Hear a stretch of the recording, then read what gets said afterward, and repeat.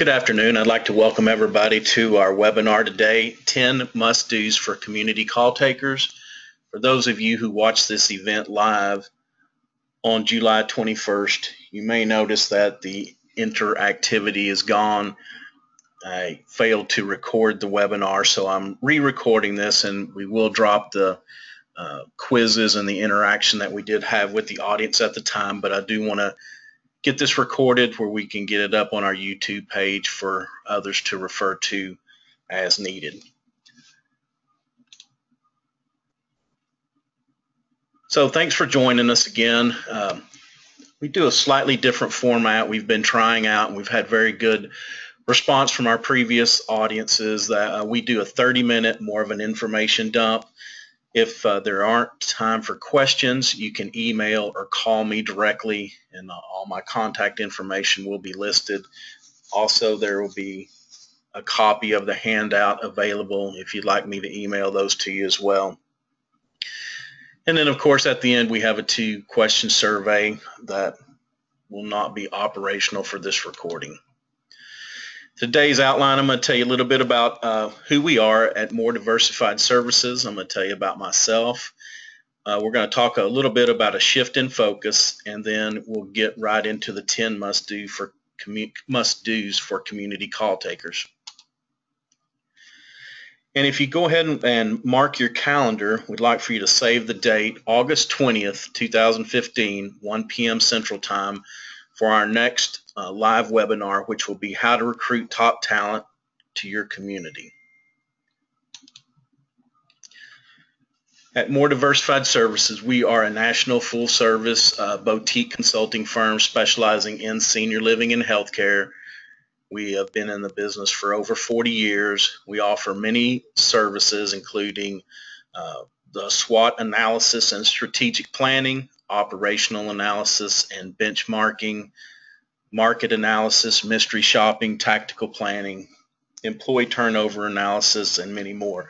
We also offer a great value through our shared executive retainer agreement, which allows you to have access to myself and other MDS staff for predetermined hours every month. And it's a great way for you to take advantage of our knowledge base without having to add people to your payroll. So if you'd like to talk with me further about that, please give me a call. I'd be glad to discuss it with you. I'm Roy Barker. Been in the business for about 15 years.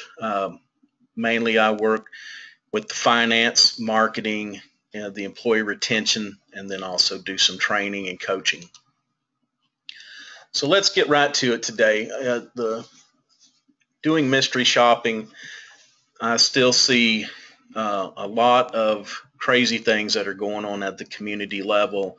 And even though, when we talk about these in roundtable meetings and at certain other groups that I attend, it's hard for managers and executives to believe that this is still going on. But even as late as a few months ago, doing some mystery shopping, and not only mystery shopping, but even calling communities that I'm working with in other capacities just to try to speak with my point of contact, still run into some of these gaps very often.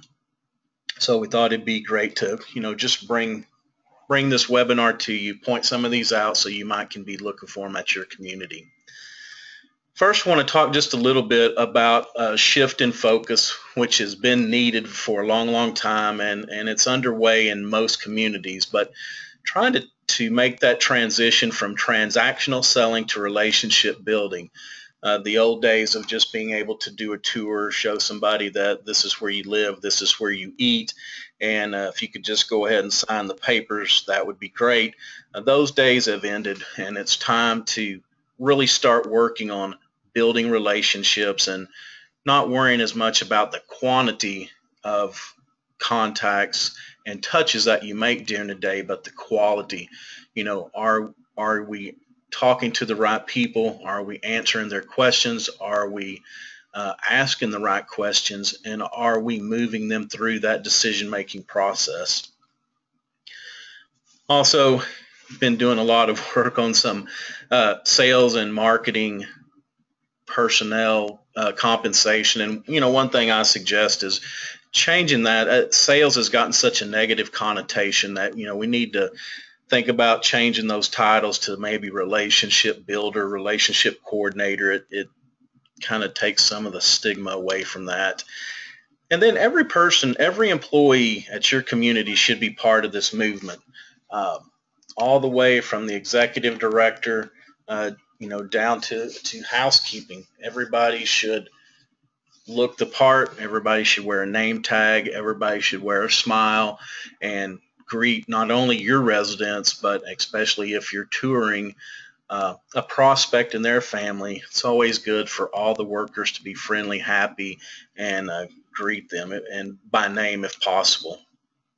And we take a collaborative approach now with the prospect and the family. This isn't just us telling them what they need and what they should have, but basically it's shifting to the relationship builders should be finding out, what brought the prospects in, what are their wants and needs, what are their expectations. And unfortunately, sometimes maybe your community won't meet those expectations, and you have to tell a prospect that they may be better suited at another community. But if we don't do that, if we just try to shoehorn everybody into the same living situation, all you're going to be doing is recruiting unhappy residents. So let's take the time to really get to know the prospects, really understand what their needs and wants are, and then slowing down and be genuine. I find that on the phone as well as in person, a lot of the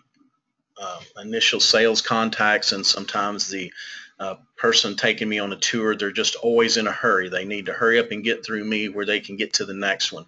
And, this gets back to the relationship building and the collaborative effort is they really need to take the time to get to know this prospect. This should be the most important thing on their plate today, is if they have somebody standing in front of them. And also it makes the prospect feel like they're a lot less important when they feel like they're being rushed and hurried through this process as well. So, that kind of begs to talk about who is the senior living consumer in 2015. They are a much smarter group for sure, much more demanding. They are much more resourceful. They have access to, and they use the internet. Probably about 80% of your prospects that walk through your door will have already checked out you and your competition. This is probably one of the first generations that have where most of those prospects of today have had a parent or an aunt or uncle or somebody that has been in senior living prior. So not only do they know a lot by doing research on the internet, they also probably have experienced it in some form or fashion. And they also have many more options before. There are a lot more options that aren't necessarily your competitors on each corner. And this, we've had a real big building surge the last few years. So not only is there competition through other senior living providers, basically, next door to you, but there are all kinds of daycare options, stay-at-home options, Alzheimer's,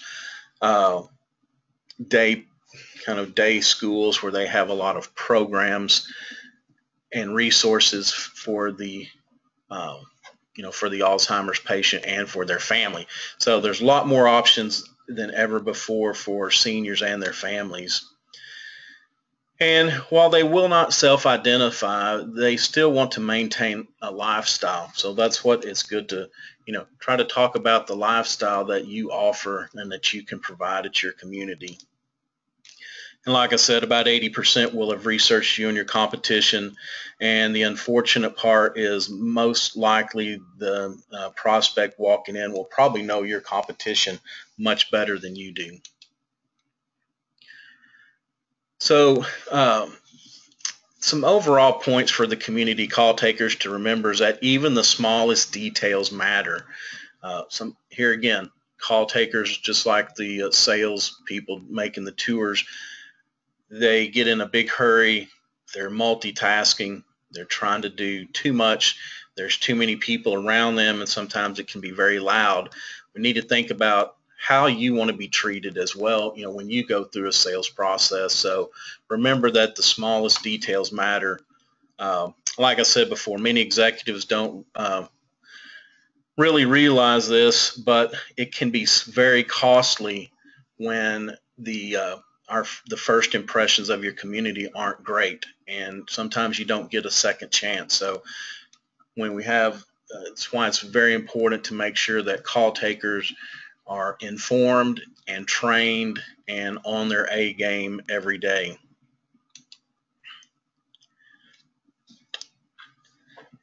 Every point of contact with the prospect gives us a learning opportunity, and that really cuts two ways. Number one, it gives us a learning opportunity as the sales staff or the call taker to think about what could we do better and how could we improve our interaction on each call.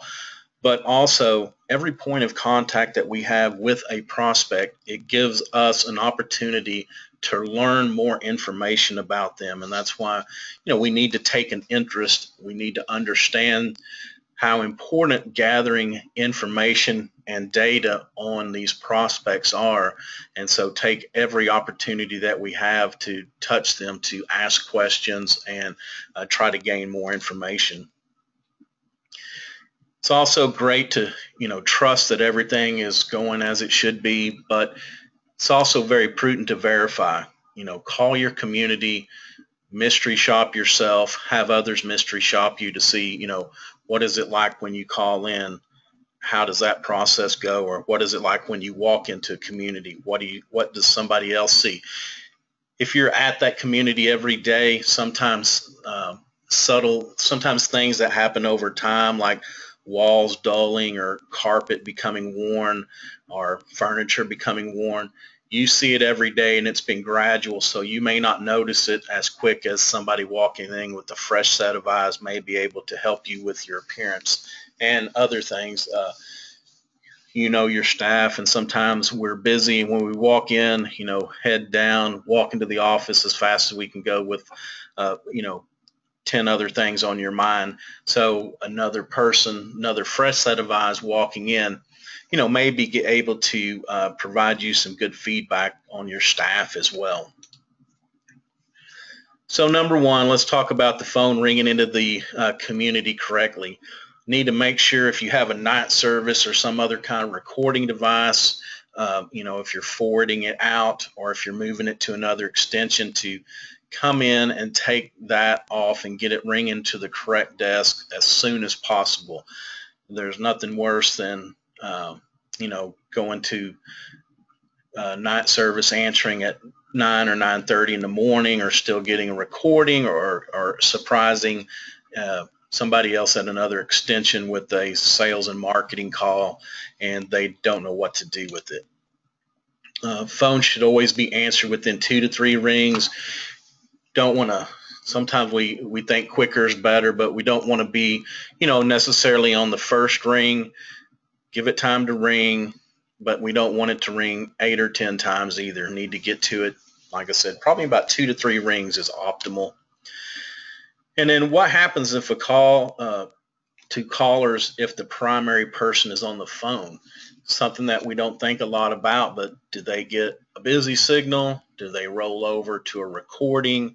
Do they go to another extension somewhere in the community? How is that person answering it? Are they knowledgeable and have the tools in order to handle that call? And then also, have had some of them that it just rings out into nowhere. It was the secondary rollover line was an extension that's been disconnected, or it's in an office that's not used anymore. So now we have, if the primary call taker's on the phone, the second person coming in, gets rolled over and just rings and rings and rings. So it's always good to, see what happens in all different situations that could possibly happen. And here again, the best thing to do is call your own community, and not just, once a year, but maybe once a day, maybe once a week, however much you feel you need comfortable to make yourself comfortable with the way that the phones are being answered. But do take the time to call in and verify these things for yourself. Number two, Phone trees, there's really not much more that should be said about phone trees. Uh, don't like them very much. Unfortunately, sometimes they are a necessity. So, never a good idea, I don't think, when you're dealing with prospects and when we're trying to, sell or trying to get somebody to move into a community. And also with the population, with the aging, sometimes it's just they get in there and get lost and don't know exactly where to go or what to do. So it can be problematic. But at the very least, if you do have a phone tree, make sure it works properly. And that again is, whatever options that you've given your caller, hit those options, make sure they go through and that they work right, because there's nothing worse than calling a company, trying to do business with them, and getting hung up in a loop of a call tree where you go back and forth, and then you may end up getting somebody that doesn't even know, what's going on, why they've gotten the phone call. So always make sure that it's working the way that you want it to, and test it frequently as well. Unfortunately, things do go wrong sometimes overnight, sometimes during the day, have computer glitches and all kinds of things. So test it frequently just to make sure that it's on track and working properly. Number 3 is to be prepared. If you're the primary call taker, you should always expect a prospect on the other end of the phone. Never be taken by surprise and be fumbling around because you thought it was somebody else or you just don't know who it might have been. Just always expect that it's going to be a prospect. So put on your biggest smile, your best face, your happiest voice when you answer the phone, and make a good first impression. And if you have a CRM program, make sure that it's opened up to wherever you need it to be. If you have to take notes, or at least have a pencil and paper ready, because you never know if you're going to be able to transfer. You never know what they're going to ask. So it's always good just to be able to jot down a few notes, and that way you're not fumbling around for a pencil and paper with a prospect on hold. Kind of like I was saying before with putting on your best smile, is always answer the phone with a genuine and cheery good morning or some other appropriate greeting like that. But call takers, have to sound positive. We want to also follow up with the name of the person that's speaking, and then the company name. I don't think it really matters which way you go. Some people want to do, the company or community name first and then who's on the phone. That's fine. Just make sure that they are identified and that they're happy. And then, basically, how can I help you? We want to make it as easy as possible. It's nothing worse than calling a company that you're trying to do business with, and it seems like that they make it very hard on you to give you to give them your business or give them your money. So let's make it easy. We want to eliminate distractions. The call, whoever the primary call taker is, their desk should not be the congregating area for all other staff members. And if it is, need to make sure that the other staff members know that when that phone rings, it's time to be quiet and let that call taker do their thing, because it's, as I said before, we always want to expect that it's a prospect, and we don't want a bunch of noise where either the call taker can't hear them and has to keep saying, or what are you saying, or who is this, what do you want, or vice versa, that unfortunately, as we age, our hearing becomes a lot more sensitive. And so even if the call taker can hear and maybe they're yelling over the, background noise, sometimes that makes it hard for the senior to hear, where they have to keep asking them to repeat themselves, and they can get very disenchanted with the whole process and just hang up and go somewhere else. So just want to make sure that we keep it, as quiet as we possibly can.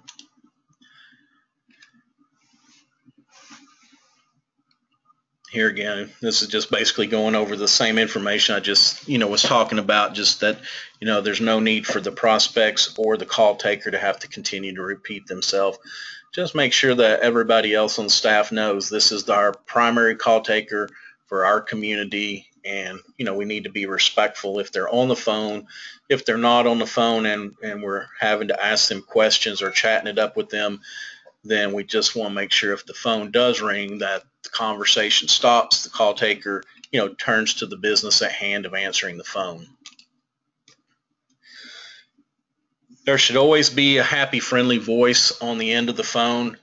And, unfortunately, life happens even to the cheeriest of people, and, our call takers are our first point of contact for our prospects. And so what I always advise is, if the call taker can self-identify themselves as being in a bad mood, having a bad day, something happened before they got to work, traffic was bad, they were running late, and things just aren't going their way, is find somebody else to answer the phone for 15 or 20 minutes. Let them go get a cup of coffee, drink of water, walk around, clear their mind, and get back into that happy place before you put them on the phone.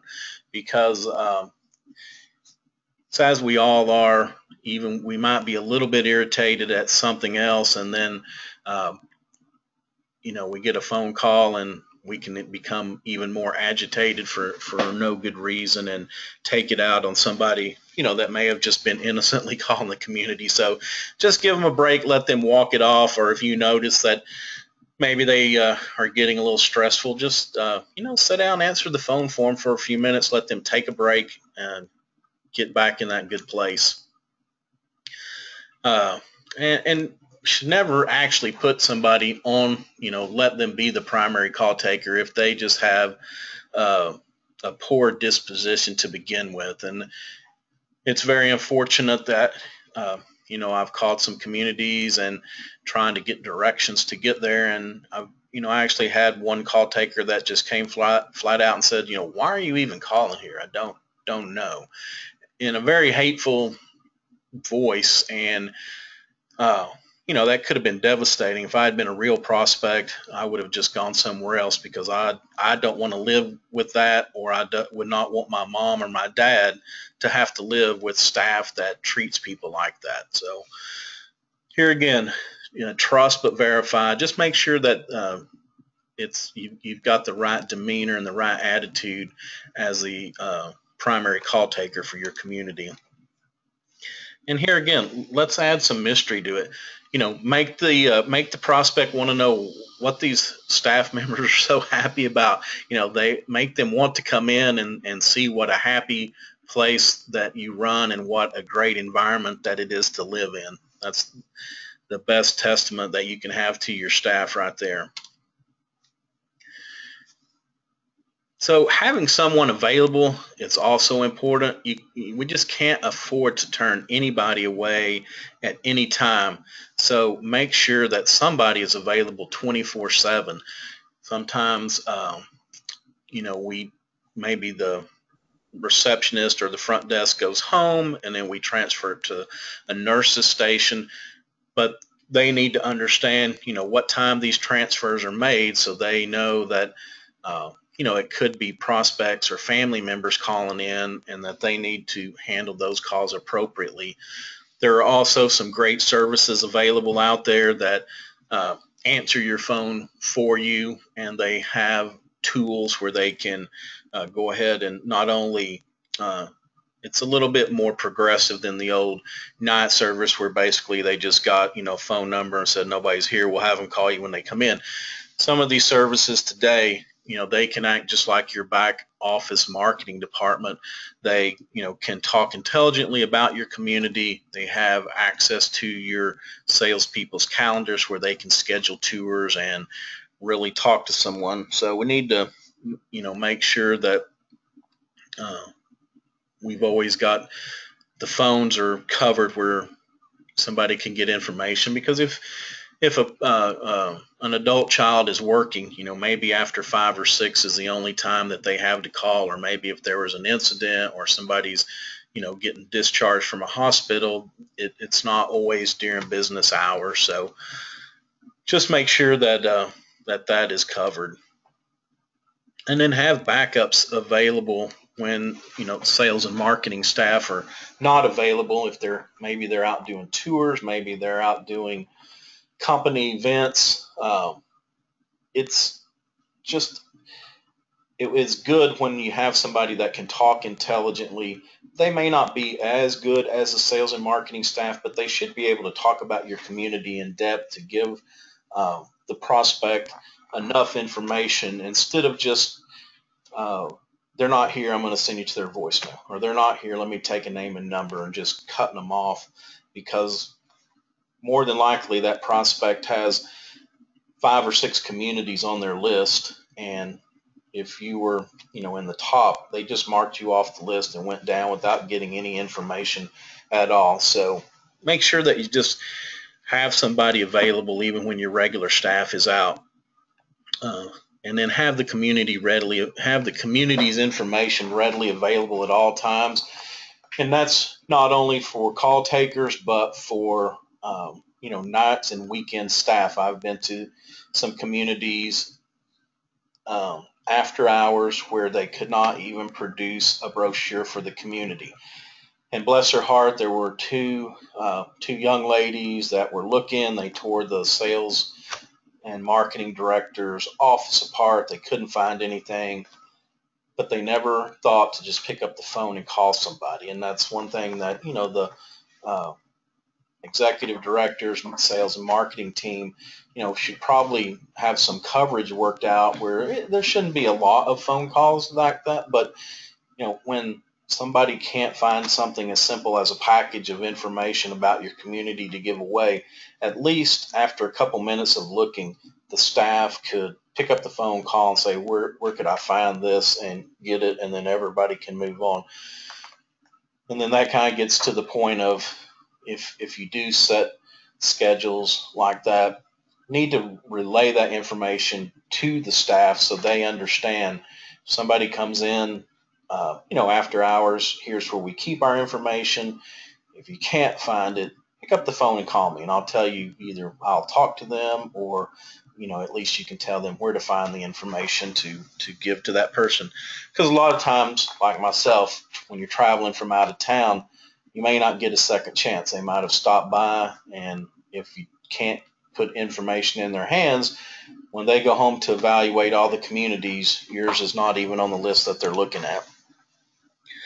And here again, just being able to handle, after hours callers in some manner. Doesn't matter if you choose to do it in-house or if you take it out of house, but just have a plan and make sure that everybody from the top to the bottom knows about the plan. When you hire, when new workers come on board, that should be part of their orientation, because unfortunately, you never know who's going to bump into that person, and it can, it usually always coincidentally is the person that has the least amount of knowledge. That person that you've just put on in the last day or two, they're the ones that have to deal with this. So let's make sure that that's covered in orientation right up front.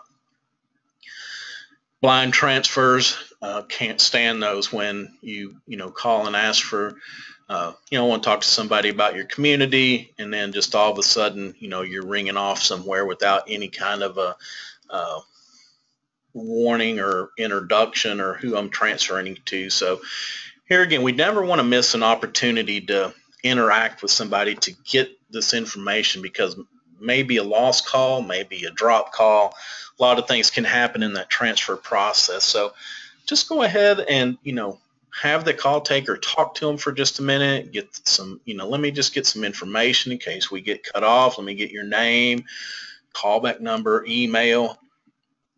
That's always very important too, is to find out what method does the prospect or the family member want to be contacted. There's a lot of old timers like myself that would rather just have a phone call, but I think a survey I saw not long ago that probably like 60 to 70% would rather have it in an email, and that way they're not put on the spot. They can look at it at their leisure, whether it's in the evening or maybe it's on a weekend when they have a few minutes to look at. So always ask, what would be the best method to contact you, and always ask or announce a transfer. I would like to transfer you to Jane. She's over in our sales department, or just, maybe come on and say, hey, Jane is our sales director. I'm going to send you over to her, get a little bit, let her give you some more information and try to schedule a tour with you. But, have the courtesy to at least say something to the caller, not just a blind transfer. Tell them who and who and why they're going to be transferred there. And remember that all callers are important. Here again, we want to slow down. We don't want to just rush through everybody. So take your time. Think about that caller is the most important thing at this minute. Handle them with care, because if we make a poor impression, they may not call back or they may not come in. Matching the caller speed and volume, and this is a very good trick. Not even for call takers at communities, but also when we're out networking and in our personal life. It makes the person that we're talking with feel much more comfortable, and they tend to relate to you better.